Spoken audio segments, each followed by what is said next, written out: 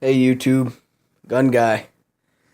Going to give you guys some ideas about different things you guys can do with your AR-15 type rifle. Um, I'll start off with this one. Uh, Pretty much your bare bones, iron sight, carry handle, old school. Your sling, it's got a little mag holder on the other side here. Show you. Little mag holder, you can put a magazine in there. Pretty much just your standard military looking everyday AR-15 bare bones type. uh, Iron sights. Pretty much anybody that shot BB guns or a rifle when they were growing up can pretty much grab this and kind of aim it and have an idea of how to get things done.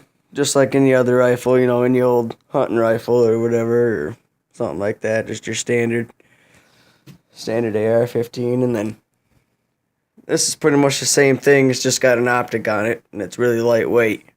It's got the pencil barrel on it, so you can, have it on you for longer times, carry it around a little easier, and it's got a quick detached sling mount right here for a hook mount. You can hook something to that and hang it wherever you will have, and pretty much your lightweight carbine with an awesome optic on it. It's got the Trigicon ACOG. So pretty much that in itself is pretty raw. So just your lightweight average carbine that you can carry around for a while. It's kind of what that's set up for. This is like a bare bone iron sight. This is like a bare bone, just an optic, all around good to go. It's missing backups, but other than that, she's all around good to go.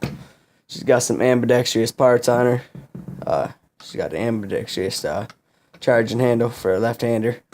It's got the bolt hold open, bolt catch lever, little attachment on there. So she's good to go. And then you got your heavy barrel with the free float, with a red dot optic on it and a magnifier behind it with backups on it. This is more your, I don't know, I use it for my home defense type rifle, because it's so heavy with the aluminum free float on there and the heavy barrel. It's just a heavy rifle all around. It's probably the heaviest rifle on the table. That's the heaviest. This is probably the second heaviest, and this is the least heaviest. If that had a lightweight barrel or a standard barrel like this with the M4 cutout on it, it might be a little lighter, but that's got a thick barrel. It's got a fat barrel, and then it's even thicker underneath the rail. I don't know if you can see in there, but it's even thicker in there. But that's more the sitting in the hunting stand, maybe put it in the corner, just in case you see a coyote or something come out, and then you can grab it up. It's not really for carrying around or anything like that. It's you're not gonna want to be doing much of that with it, walking or carrying long distances, just because it's so heavy. This is the one I'd take, just carry for, if you're going on a long distance hunt or you're going coyote hunting, stalking, or something like that. If you got to carry your rifle for long periods of time, I'd take this one just because it's so lightweight. This has got the Trigicon front sight post on it. Glows in the dark. Doesn't give you much night capability. Pretty much iron sights in the dark are pretty much just you're pointing your rifle. You can't really see much. As far as this in the dark, good to go. ACOG. You can see your reticle and everything. And as long as you can pick up your target in the dark, you'll be able to hit it with this. And same with the EOTech. You'll be able to hit pretty much whatever you want with that. Just make sure you got an extra battery for it or something, just in case that goes down and make sure that it's on, because it will shut down on you every 4 to 8 hours, whichever setting you have it on. So be careful with that. Magnifier works awesome. It's only a sight mark magnifier. See you guys. Sight mark. If you look in the manual for the sight mark magnifiers, they say they work with the aim points and the EOTechs. So lines up good, and gives you that 3 power magnification. I think you can get a 5 power too. Not bad. Nothing like the EOTech magnifier though. If you got the big bucks to throw down on an EOTech magnifier along with the scope, it's a lot clearer than the sight mark, but you get what you pay for. There's a big difference between a $100 magnifier and a $500 magnifier. So, but it works. Gets consistent hints out to 200-300 yards, no problem. So it works good to go. Definitely not as easy to hit as the ACOG, just because that 4 power really cones in out there at 200-300 yards, hits no problems.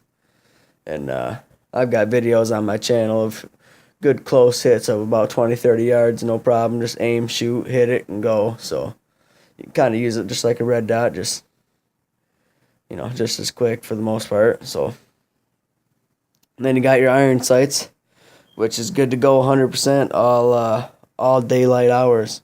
You're good to go with iron sights. This has the rifle length stock on it.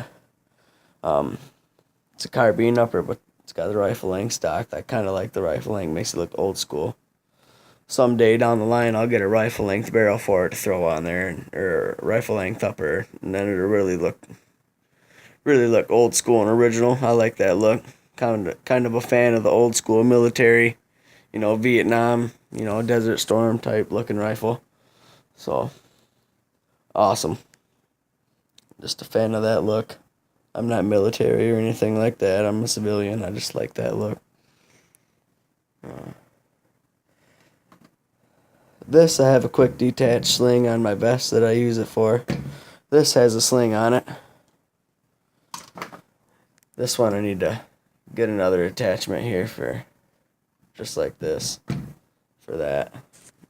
Have it work on my vest as well.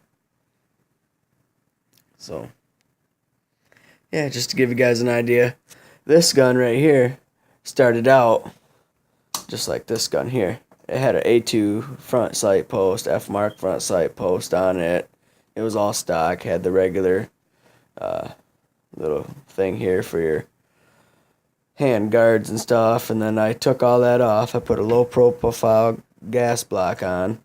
I cut this off so I could put the Vikings Tactic free float handrail on there.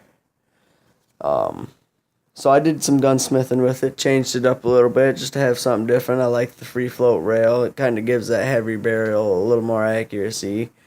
I guess you could say a red dot's really not the most precision type optic you can put on there. It'd probably be a better match with the ACOG, but I'd much rather hunt and carry my ACOG going on a long distance hunt as to that heavy barrel on the Delta on there. So, and by the way, this is a Delton, this is a Bushmaster, and this is a Bushmaster.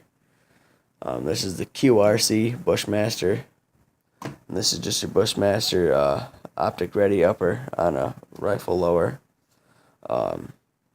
And that's your Delton Echo 316. So, just to give you guys an idea. This got a 1-in-8 twist, and these two are 1-in-9 twist barrels. They all shoot fine. Haven't had any issues with them.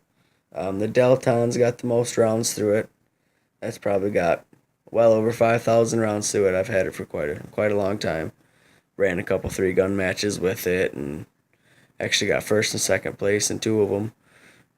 It did pretty good, and that was without the EOTech on it. I upgraded it with the EOTech and haven't been to a match since, so it'd be pretty fun to run with. I'd probably run with this, though. This is my newest setup here, so I'm pretty excited about this. This is my favorite one, I guess you could say. youngest favored child of the group. So, but they all work fine. I try to shoot brass case out of them.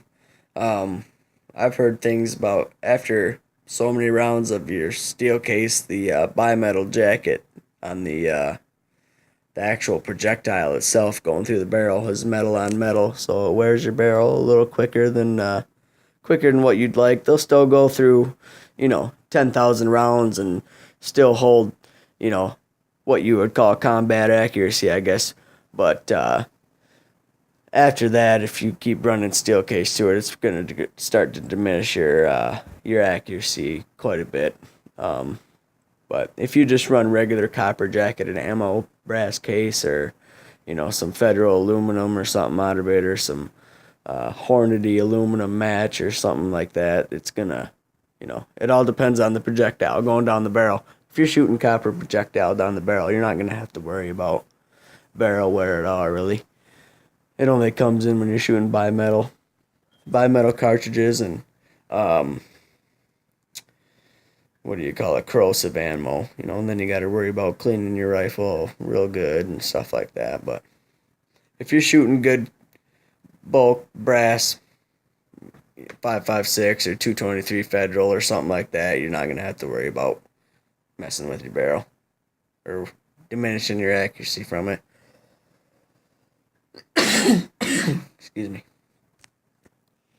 Yeah, they're all around good rifles, and just give you guys some ideas of what to do with them.